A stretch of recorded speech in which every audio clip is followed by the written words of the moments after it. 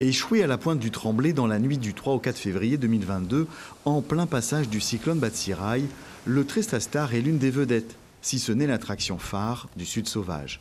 Le fait que maintenant avec Google Maps ou les avis Google, on puisse voir directement les choses à faire à La Réunion, le porte-conteneur en fait partie, donc nécessairement on a envie d'y aller et voir un petit peu ce qui s'y trouve. On était surtout curieux du coup, comment c'est possible que ça arrive là et que ça reste là et pourquoi personne n'enlève tout ça, et c'était intéressant de voir de ses propres yeux. Et là en arrivant, c'est vrai qu'il y avait une barrière en haut, il me semble, mais elle était ouverte et il me semble qu'il y avait un panneau sur la barrière, mais je suis même pas sûre que c'était écrit interdit, il était peut-être tagué ou je sais pas, en tout cas c'était ouvert, ça m'a pas semblé, j'ai pas eu l'impression de braver un interdit en venant ici en tout cas. Et pourtant l'accès au site et le sentier menant à l'épave sont bel et bien interdits. Ces interdictions sont affichées, des barrières érigées et la police municipale de Saint-Philippe veille autant que possible.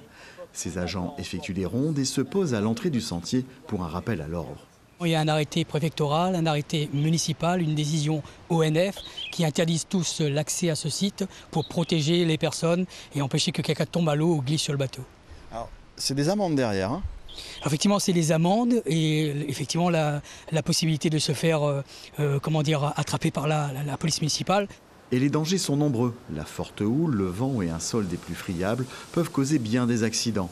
Sans compter sur celles et ceux qui vont à bord pour la photo ou plonger depuis le navire en haute mer. D'autres descendent dans les cales, s'exposant aux tôles et autres débris. Nous constatons encore quotidiennement qu'il y a des badauds qui s'approchent du Trestastar, qui même très régulièrement montent à bord et prennent des risques inconsidérés. C'est effectivement une mise en danger de sa propre personne, mais également une mise en danger potentielle des sauveteurs. Le danger disparaîtra une fois que la mer aura englouti ce qu'il reste de l'épave. En attendant, les promeneurs s'exposent à une amende de 68 €.